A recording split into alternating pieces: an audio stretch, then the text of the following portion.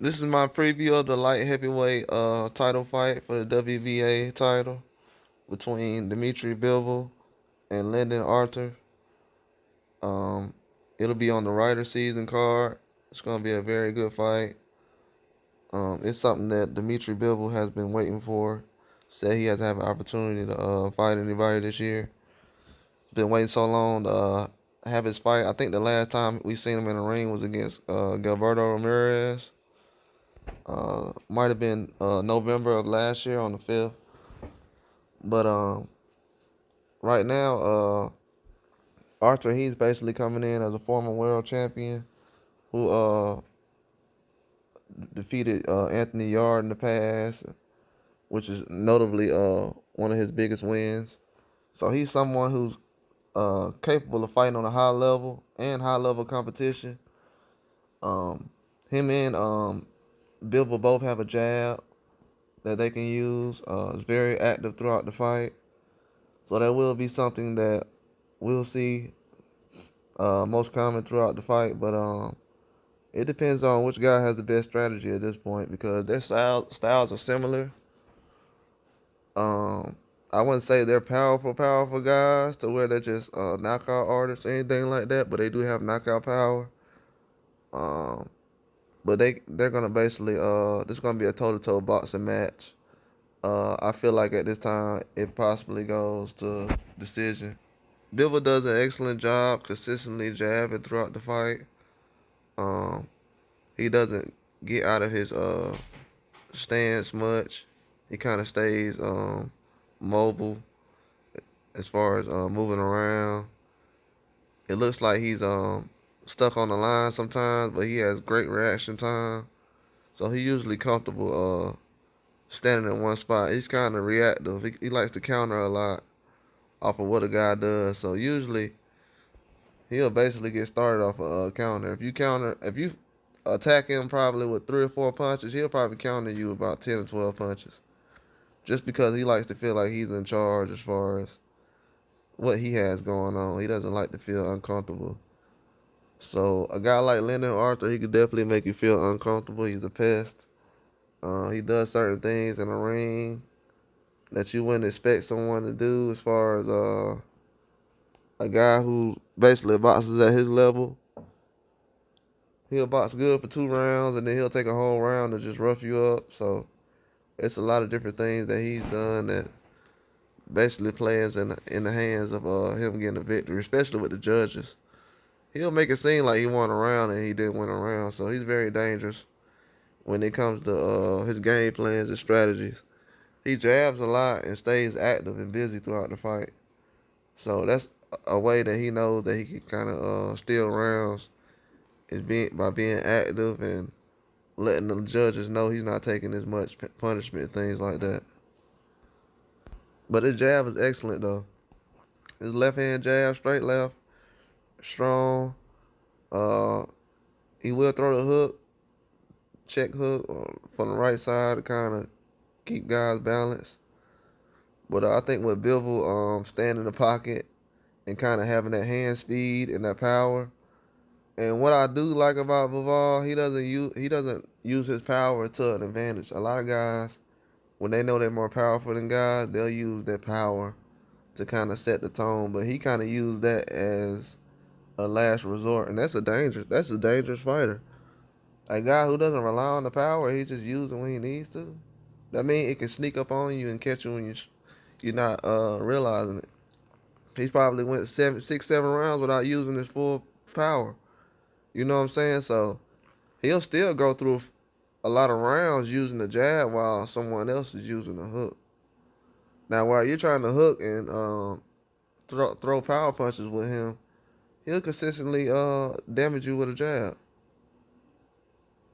And it'll be kind of hard to get inside because he uses his distance well. His foot placement as well, his distance as well. I'm not going to say he's excellent at moving around the ring, but the way he places his foot and moves around the ring, it's a big deal. Because he's a bigger guy when it comes to like length and just size. He's top heavy. So a lot of times you can't really move him and get him out of position the way you want to.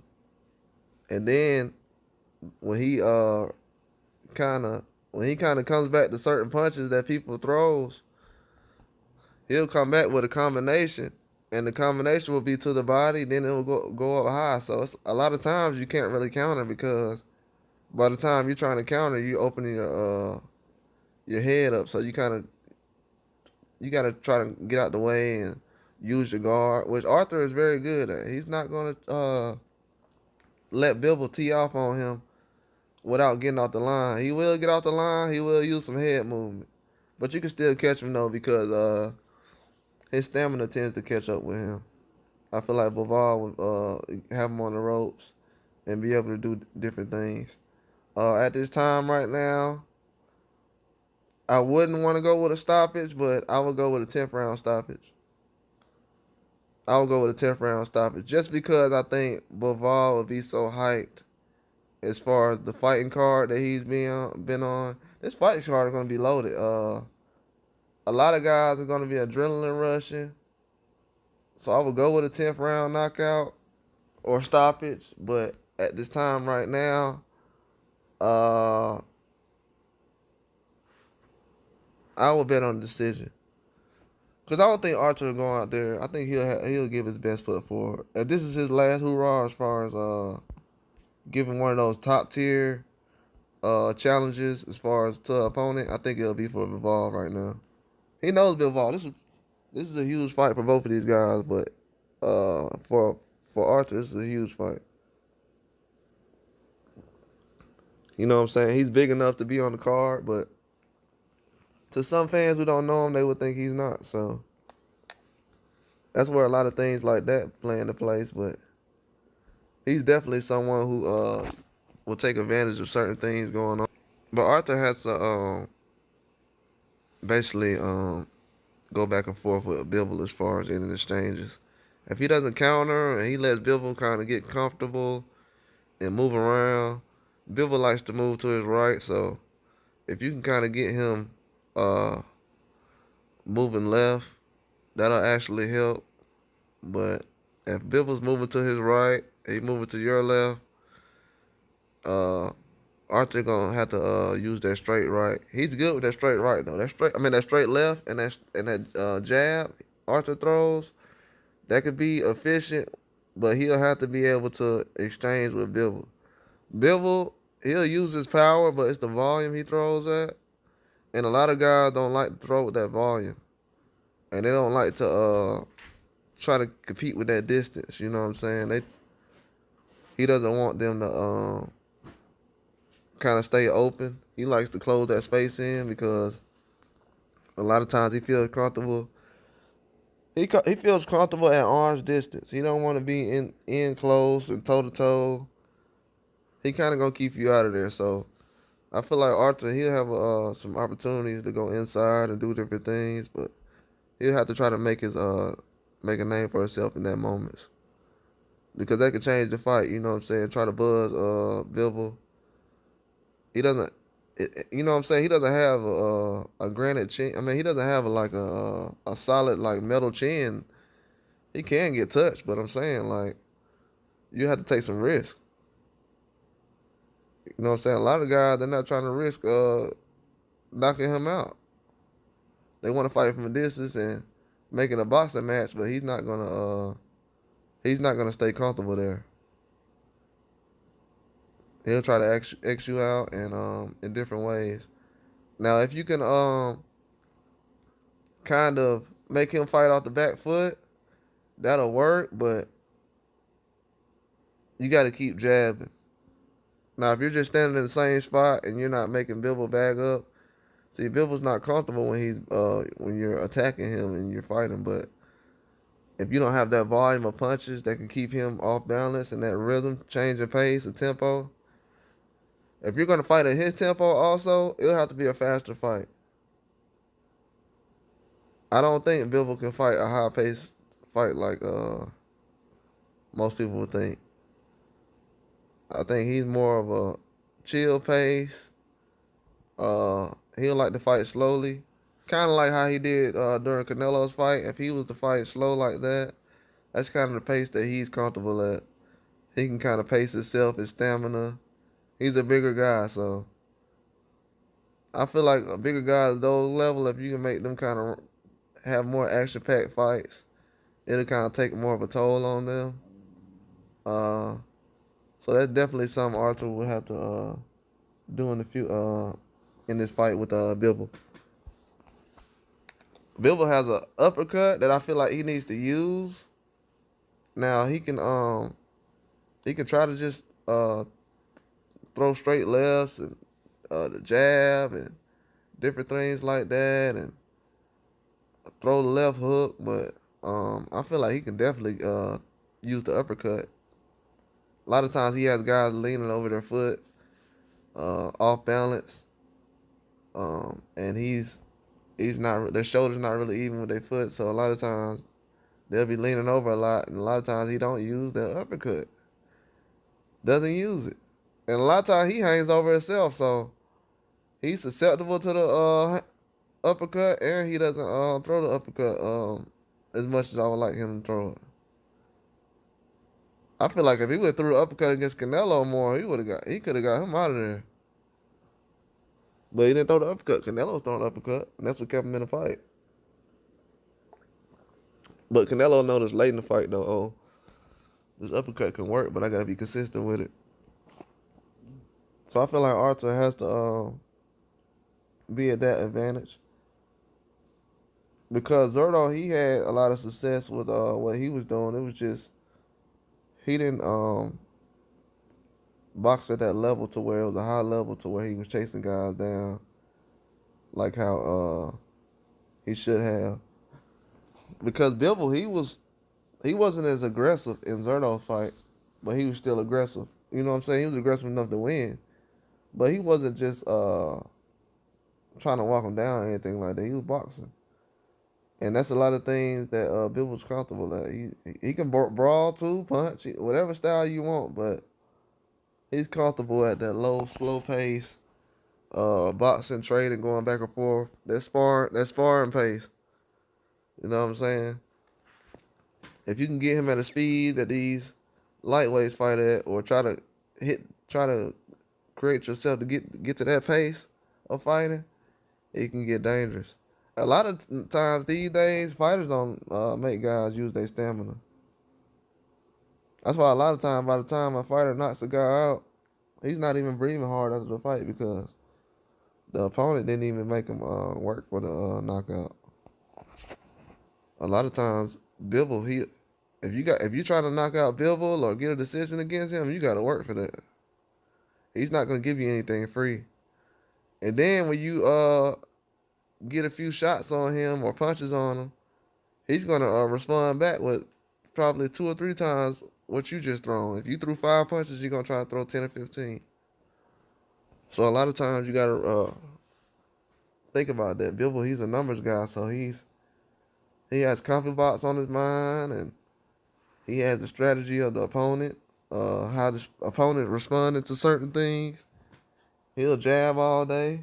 See, a lot of boxers, they don't jab as much as what Bivol will do. He'll jab all day. He don't care. If he needs to do that to get the fight done, he will do it.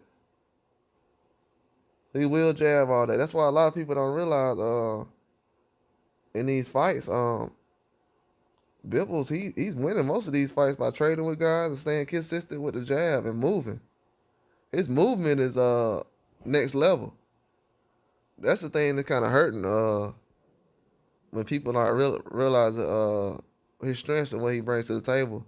His movement and his jab is secret weapons, because a lot of people at that level where he's at and the weight class don't really use those as strengths.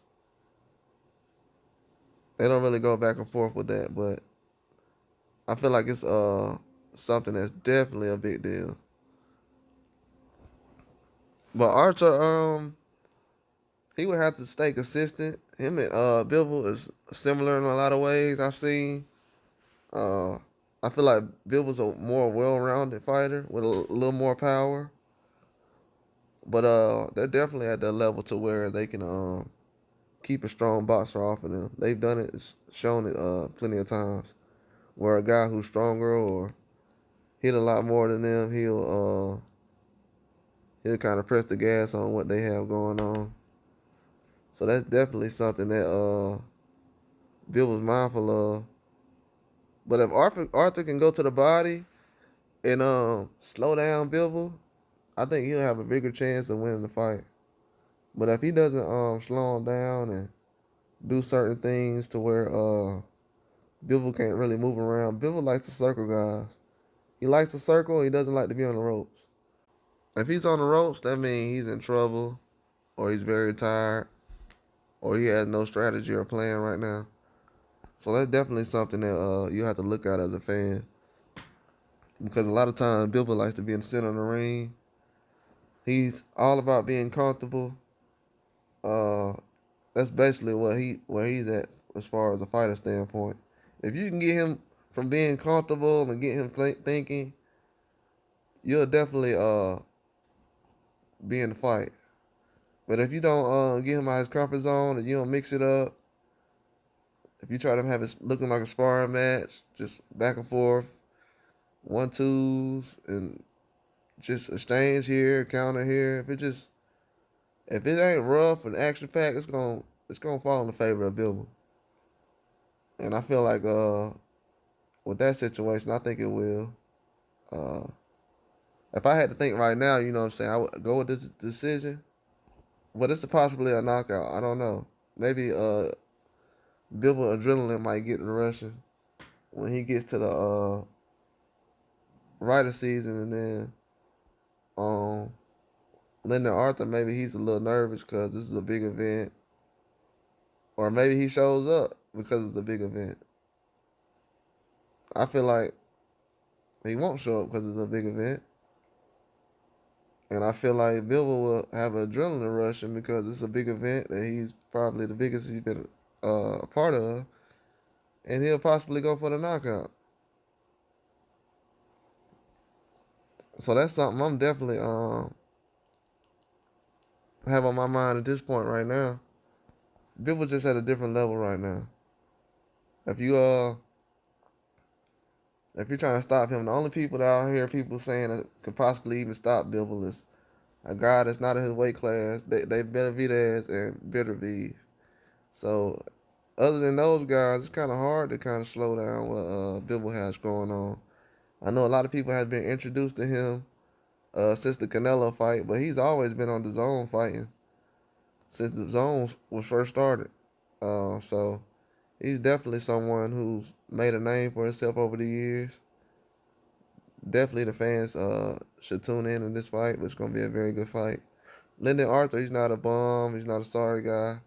He's a former world champion, so he should be treated as such. But it's definitely going to be a good fight. It's not someone Bivol could just go in there and knock out, but it's possibly that he can.